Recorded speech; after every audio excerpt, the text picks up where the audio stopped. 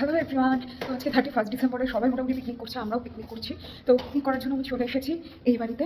তো বেসিক্যালি আমি প্রত্যেকবারের মতো প্রচণ্ড লেট হয়ে গিয়েছি। আমি জানি না ওদের রিয়াকশনটা কী হবে। চলো যা যাক, চলো ফার্স্টে কত বাজাই দেখি কে আসে। ওয়াও গাইস, ডেকোরেশনটা দেখো, কি সুন্দর ডেকোরেশন করেছে সবাই মিলে।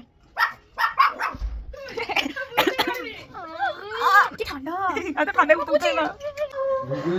কিরে তোর এই তোর হচ্ছে কিছু ধান্দা আছে নাকি মিমোর কাছে?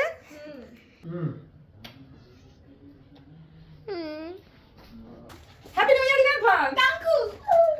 দাঁড়াও দাঁড়াও দাঁড়াও, সবাইকে দিদি, এটা চন্দন দাদার জন্য। Happy new year, happy new year in advance, happy new ইয়ার।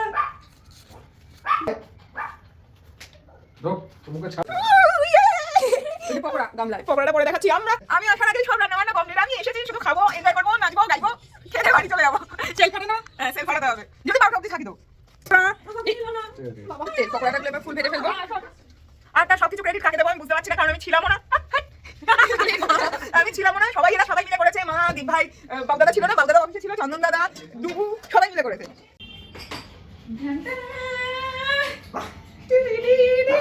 গান চালা।